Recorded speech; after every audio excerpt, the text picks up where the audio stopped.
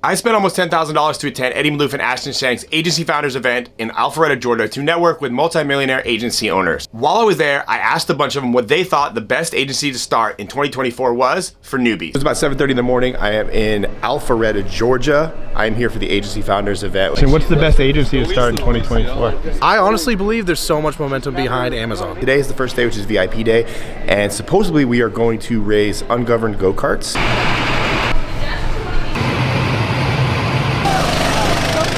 Go-karting, motherfucker! There was a lot of controversy around the go-karts. Specifically, 3 of like the 25 carts they had there were significantly faster than all the rest. But if you got any of those 3 carts in the qualifying or semifinal round, you most likely were going to make the final. I'm not saying that that was unfair, but the kart company should get their shit together. I unfortunately did not get the fast kart in my qualifying round. But I did, however, get it 1 round, and I got a really fast 58-second time. How does it feel to win? I want to thank my sponsor, Monster Energy. Is that grape juice or is that actually? You want some? Since I didn't play. Winner's juice, baby. How do you feel about getting second place? Honored. Honored? Yeah, I mean, it's the first loser. Here's the thing. I got 57.1 qualifying. 59 on the final race. Because my cart was trash. The driver, it's not the cart. I mean... No, here's the thing. I just want to say I got a 58 too, but that was in qualifying. And what's the best agency to start in 2024? I honestly believe there's so much momentum behind Amazon. I believe Amazon and Meta, they're doing a partnership now where they're going to integrate together. I think Amazon has the highest level of potential right now. What do you have to do to have an Amazon agency? Well, one, you need to know how to set up an Amazon store. You need to know how to run PPC. So if you have Google background, you have an advantage. But then you need to get a CRO, because a part of the Amazon to get better results is CRO on the PDP pages. Know how to set those up correctly, and you're off to the races. How much money could somebody make with an Amazon agency in 2024? Ours is very new, doing well over 6 figures. Well, actually now multiple 6 figures a month, and less than a year old. I think if you know what you're doing and you have the right people, you know how to get with stores, Shopify's that already actively running meta ads, those are going to be the best brands. You work on performance deals where it's just you get paid on the added revenue and profit that that company makes. I think there's a lot of opportunity for negotiation and improvement. It's solid. Let's see, if I could start any agency, it would be specific to ads. I have a video agency, and I would recommend a video agency, but I found that with video, there becomes a threshold where tracking ROI for the business becomes very difficult. With ads specifically, if I could go back, I would start the ads agency because it ties directly back to ROI. The client can see the ROI, and you have a ton of value to give because you're generating the business money right away. What's the best agency to start in 2024? An Amazon advertising agency. You're the second person. Why? Number 1, you can get like the subject matter expertise, whatever, become a master at it in a short period of time. You just have to become obsessed, immerse yourself, and then there's not that many people that know how to do it really well. And if you get results, people will pay you. What does an Amazon ad agency do?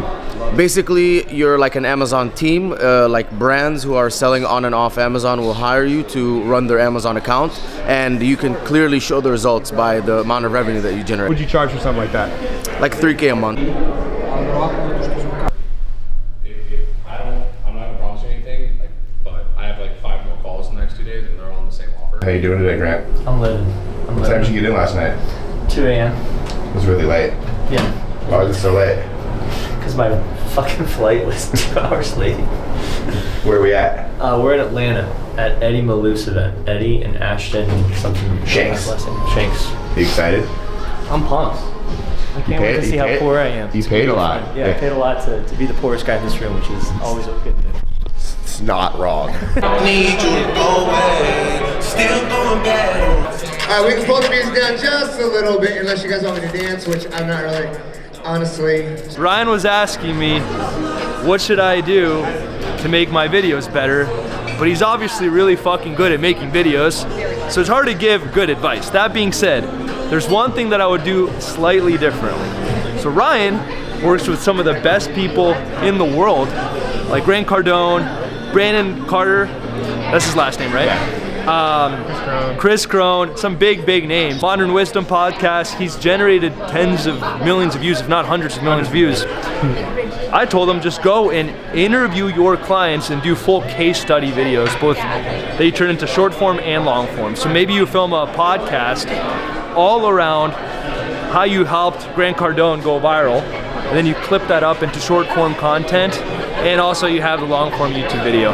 So that's it. That's my only advice for you. Who are you and what do you do? I'm a TikToker. No, I'm just kidding. I own a venture studio. We launch different companies. We do over $1 million a month, cash collected, not revenue. And you got a great YouTube channel too. What's up? Say your name. My name's Joel Kaplan. You do Joel Kaplan's thumbnails. Right. What's the tip to have a good thumbnail? 3 elements in the thumbnail. Keep it clean, keep it simple. What does that look like? Give me an example. You want like an actual example? I can show you right now. Yeah, show me an example. Give me the BTS. There we go. All right, so why is this thumbnail, make it a little bit bigger, why is this thumbnail awesome? It works because the text is big, there's 3 words, there's a big revenue number, and then Joel he's just a handsome man, so it works. Do faces make a difference on thumbnails? He makes you more handsome? Absolutely. Joel, so similar to that question, how do you convince 2 creators that could obviously make more money creating for themselves to come work for you? I would say reach out before they're making that kind of money. Is there a subscriber kind of for it? I think like, I know you guys, I guess that's funny, I didn't, but it's like, it's true, right? If you grab someone too late in their journey where they've matured and really crushed it, like if I reached out to you guys now with your agency, it would have been tough, right? Yeah. But I think there's a lot of creators that aren't making a lot of money. I would say there's more creators that aren't making a lot of money than creators that are making a lot of money. I would also say like, give people a path. Like I told these guys, hey, if you work with me and you do a great job, I'm gonna promote you, I'm going to help you guys out, I'm gonna mentor you, I'm going to give you access to my network, I'm gonna give you opportunities like this. Like literally last night I was like, hey guys, let's see if I can get you guys on the Q&A at the end. So also just being creating a path of opportunity for them to grow with you as well. Oh, thanks. How much money you make? About $1 million a year with the agency right now. What's your name? Daniel Walton. What do you do?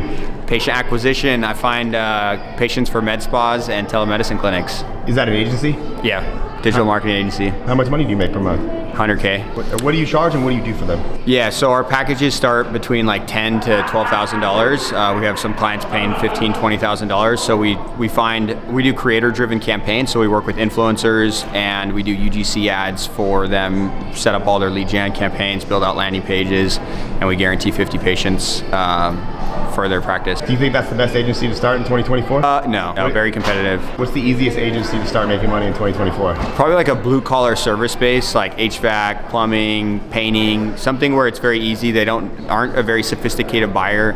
You can get them at scale. You could probably sign up 25 clients in a couple weeks very fast and then just have a easy fulfillment offer. How would they get their first client? Run ads, create an offer.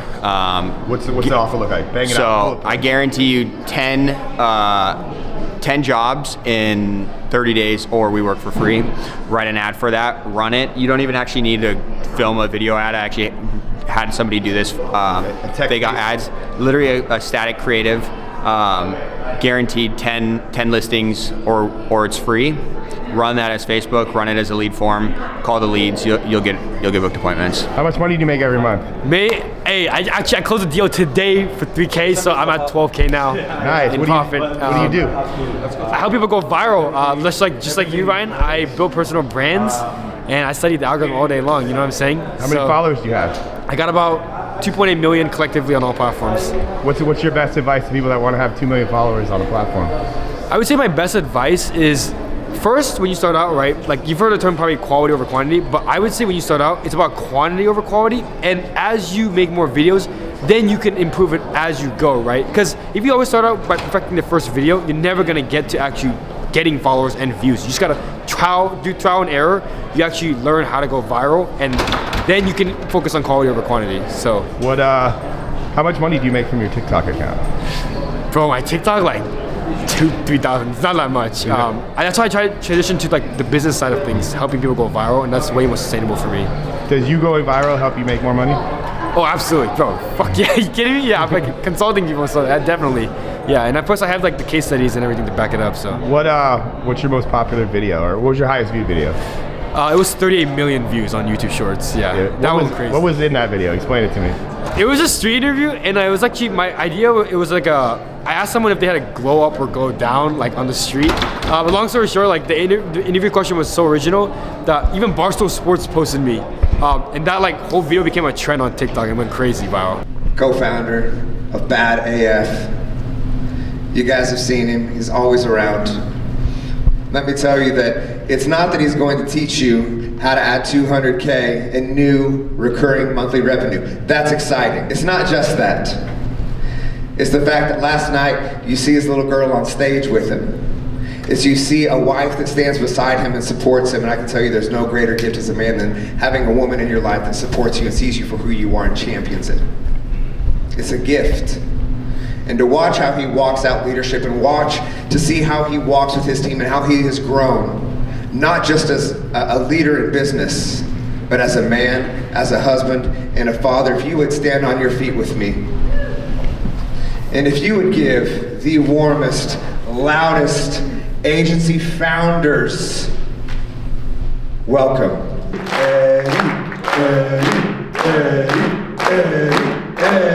My friends, welcome to the stage, Mr. Eddie Maalouf.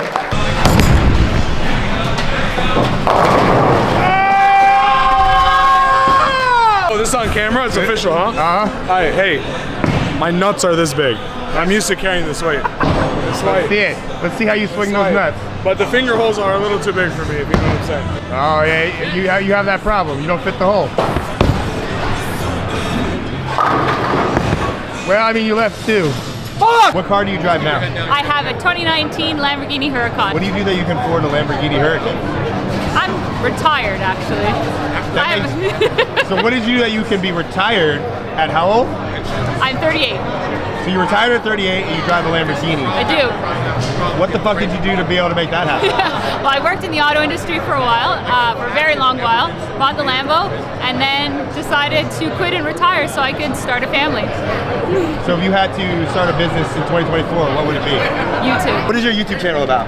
It's called Supercar Mom. It is a mix between my lifestyle and supercars and becoming a mom. And you're a new mom, or do you have? I am currently pregnant. Nobody knows this yet. You told me. I know.